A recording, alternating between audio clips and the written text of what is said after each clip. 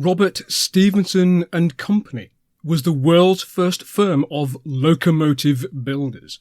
The company was established on the 23rd of June 1823 with premises on 4th Street in Newcastle upon Tyne.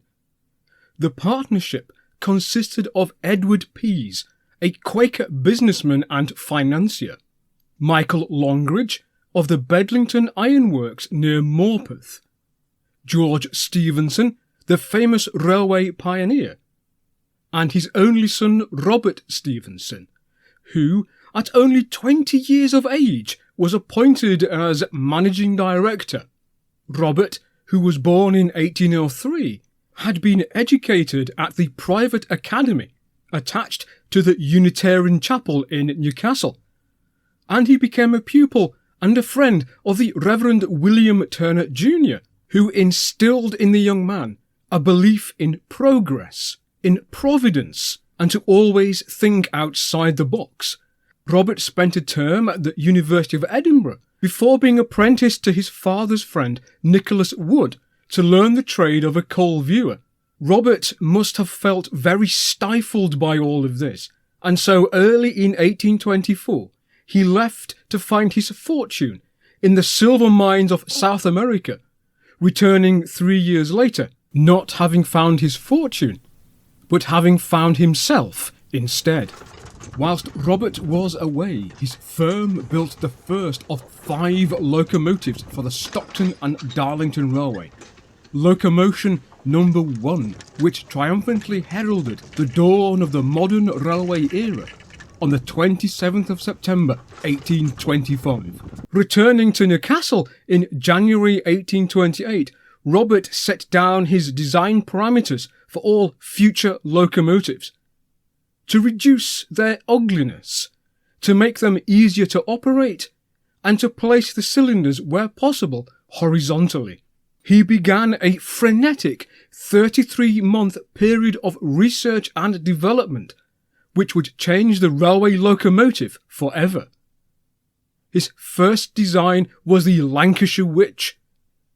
This was the first Stephenson locomotive with a direct connection from the piston to the wheels, and the first locomotive designed to burn coke. A nearly identical locomotive was exported to the United States, named the Pride of Newcastle. Lancashire Witch was followed by the unique Twin Sisters, which had 2 vertical boilers, and in 1829, together with Henry Booth, the Secretary, Treasurer and General Manager of the Liverpool and Manchester Railway, he designed and built the Rocket. Rocket was the first locomotive with a multi-tubular boiler and a separate water-jacketed firebox, an idea which had first emerged in France.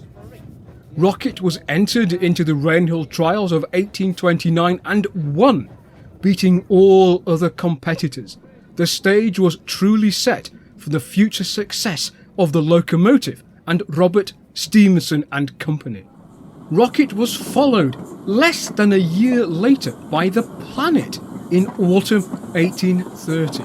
Planet was a radical departure from what Robert had done before.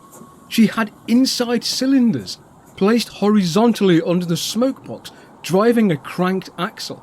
Planet had outside frames and a proper tender, rather than a barrel on a wagon, as used by Rocket.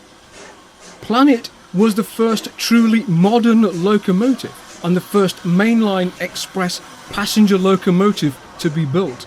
The design was exported to France, to Austria, and the United States. Planet was followed in turn by an even larger locomotive on 6 wheels called the Patentee. Built in 1833, Patentee had a larger boiler and firebox, and thanks to extra wheels was kinder to the track. Patentee was more powerful than Planet because of its bigger boiler, and the design was so successful it was built not just as a 6-wheel 222 passenger locomotive, but as a 042 goods locomotive and even as a 060. Like Planet before it, it was a highly successful design and examples of the class were the first locomotives to run in Germany, in the Netherlands, in Belgium, and even in Italy. Robet's final locomotive design was his long boiler of 1841. The problem with the patentee design was the smoke box at the front of the boiler often getting very hot and being damaged. This was because the hot gases from the fire had not given up all their energy, so Robert concluded that if he made the boiler even longer, then as much heat as possible could be extracted from the hot gases to the boiler water to make steam, and thus prevent damage to the smoke boxes. The long boiler design proved a popular and capable locomotive, if rather ungainly looking, with all its wheels between the smoke box and the firebox. Perhaps one of Robert's greatest achievements were his tubular bridges over the River Conwy and over the treacherous Menai Straits, built to carry the railway all the way from London to Holyhead via Chester for onward connection to Ireland. And that's not to overlook Robert's contribution to his home city. The high-level bridge over the River Tyne opened in 1849. Robert, like many engineers of his day, was a workaholic. He died in 1859 from overwork and kidney disease. He was granted a state funeral at Westminster Abbey, where he is buried, and the firm which bore his name celebrated its centenary in 1923, but during the lean years between the two world wars, merged with another firm to become Robert Stephenson and Hawthorne of Newcastle and Darlington. Locomotive building was finally wound up in 1964, leaving a global legacy of locomotive and engineering excellence.